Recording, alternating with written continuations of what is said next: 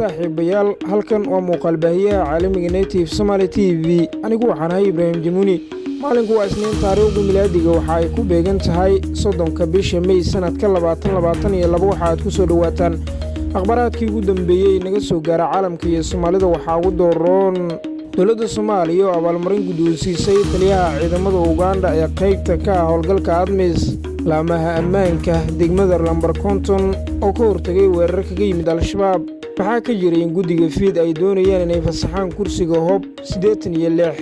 iyo xiisad dagaal oo ka taagan magaalada Buuhoodle akhbaraadkaasi iyo kuwa kale ayaad ku daawo doontaan warkeenna hase ahaatee daawadow haddii ay taa marka kugu horreyso booqashadaada halkan fadlan subscribe garabarteena YouTube la gara fiidiyowgana la wadaag saaxiibadaada page-keena Facebook like iyo follow ku riix dhiirigelin ayay noo tahay aad u mahadsan tahay ugu horreyn warkeenna aynu ku bilownay maxaa ka jiray in guddiga fiid ay doonayaan inay fasaxaan kursiga hoob eber 86 xilli saacadihii lasoo dhaafay ay soo baxayaan warar sheegaya in guddiga doorashooyinka heer federaal ay qorsheynayaan inay fasaxaan kursiga hoob eber 86 ee uu ku soo baxay Faad Yaasiin Xaaji Daahir ayaa waxaa arrintaasi ka hadlay gudoomiyaha guddiga Muuse Geelle Yuusuf gudoomiye Muuse ayaa marka hore soo dhaweeyay go'aankii ra'iisul wasaaraha Soomaaliya uu xalay ku kala diray guddiga doorashooyinka dadbanaa ee qabtay doorashada xildhibaanada labada aqal ee baarlamaanka Soomaaliya isaga oo Muuse Geelle la hadlayay idaacadda BBC-da ayaa waxa uu beeniyay inay qorsheynayaan ka hor intaanan la kala dirin fasaxidda kursiga hoob eber 86 ee uu ku soo baxay Faad Yaasiin Xaaji Daahir kaasi oo ay guddiga horey u hakiyeen doorashadiisii ugu dambeyn waxa uu sheegay inuusan jirin wax shaqo ah oo u harsanaa guddiga isla markaana shaqadoodu ay ku ekayd markii ay dhammaatay doorashadii xildhibaanada golaha shacabka ee baarlamaanka Soomaaliya hase yeeshee kursigaasi reerka iskale ay ka tashanayaan dhinaca kale dad cudurka shuban biyoodka ugu geeriyooday gobolka Shabeellada Dhexe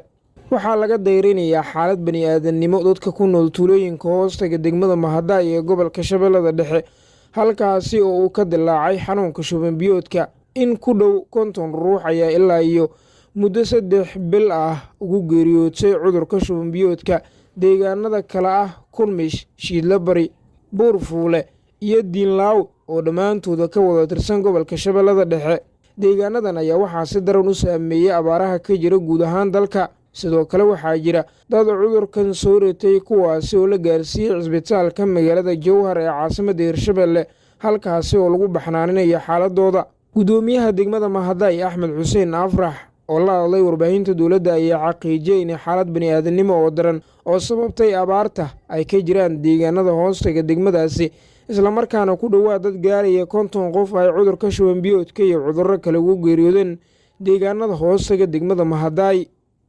dowladda federaalka Soomaaliya oo abaalmarin guddoonsiisay taliyaha ciidamada Uganda ee qaybta ka ah howlgalka ADMIS dowladda federaalka Soomaaliya ayaa abaalmarin ku guddoonsiisay magaalada Muqdisho ee caasimadda dalka Soomaaliya taliyaha ciidanka militariga Uganda Brigadier General Kisa Kutungi oo qaybta ka ah howlgalka midowga Afrika ee ADMIS munaasabad si heersaraah loo soo agaasimay oo ka dhacday dugsiga tababarka booliiska ee magaalada Muqdisho ayaa sareeyo guuto Kugundi lagu guddoonsiiyey shahaado sharaf uu ku mutaystay doorkii weynaa ee ay ka geysteen sugidda amniga doorashooyinka shahaadadan ayaa waxaa guddoonsiiyey wasiiru dowlaha wasaaradda arrimaha gudaha xukuumadda Soomaaliya Farxaan Cali Axmed taliyaha ciidanka Uganda General Kieta Katungi ayaa waxa uu sheegay in guushaasi ay ku timi wada shaqayn dhex martay ciidamada booliiska Soomaaliya iyo ciidanka midowga Afrika ee AMISOM ee dhowaan magaca looga bedelay ADMIS ka hor intaanan la guda gelin doorashooyinka taliyaha ciidanka booliiska Soomaaliyeed Cabdi Xasan Maxamed Xijaar ahaana gudoomiyaha guddiga amniga doorashooyinka ayaa u mahad celiyey Brigadier General Kutungi sida hagar la'aaneyd ee ay u garab istaageen xubnihii guddiga doorashada iyo dowladda federaalka Soomaaliya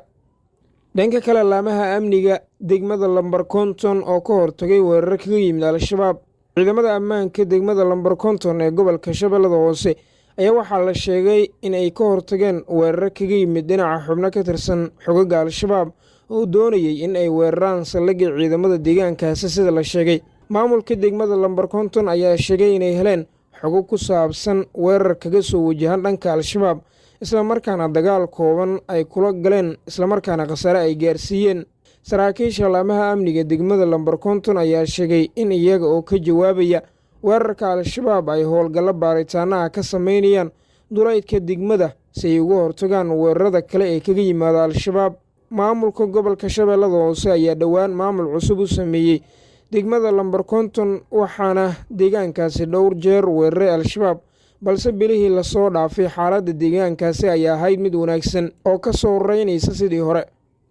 xiisad dagaal oo ka taagan magaalada buuhoodle. wararkii naga soo gaaraya magaalada buuhoodle ee gobolka togdheer ayaa waxa ay sheegayaan in xalay ilaa iyo maanta ay magaaladaasi ka taagan tahay xiisad dagaal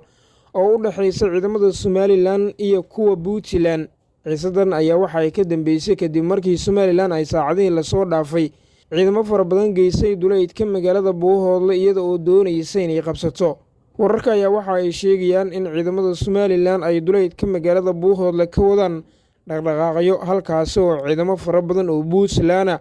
toddobaadkan ay geysay magaalada buuhoodle ay dhankooda wadaan dhaqdhaqaaqyo ciidan oo isdifaac ah. dadka ku nool magaalada buuhoodle ayaa qaarkood waxa ay sheegeen inay cabsi dareemayaan maadaama ciidamada is-hor fadhiya ay dhaqdhaqaaqyo wadaan, iyaga oo ugu baaqay labada maamul inay xiisadda dagaal joojiyaan. magaalada buuhoodle ee gobolka togdheer ayaa soo martay maamullo kala duwan, hase yeeshee puntland ayaa hadda ku adkaysanaysa inay ka difaaci doonto somalilan oo doonaysa inay la wareegto.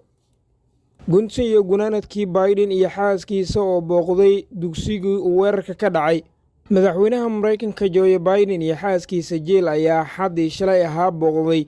magaalada odveyd ee gobolka texas si ay beernugeyl ugu muujiyaan xigtadii iyo dadkii ka badbaaday toogasho wadareydkii ugu dambeysay ee dalka maraykanka ka dhacday. dhacdadaasi oo toddobaadkii hore ka dhacay ayaa waxaa ku dhintay 19 carruur iskuuley ah iyo 2 macallin. reer baiden ayaa socod ku maray ubaxyo lagu muujinayey dhibanayaasha meel ka baxsan dugsiga hoose ee rob, iyaga oo marmarka joogsanayay inay u taabtaabtaan sawirada 21 dhibane ee meesha ku dhaqanaa magacyadooduna akhriyaan. xilli ay reer baiden tacsidaasi gudanayeen ayaa waxaa wasaaradda cadaaladda ee maraykanka ay shaaca ka rogtay in ka badan in kadib codsi uga yimid duqa magaalada ovad ay dib u eegis ku samayn doonaan sidii booliiska ay uga jawaabeen dhacdadii talaadadii iskuulka ka dhacday. wasaaradda ayaa sheegtay in la eegi doono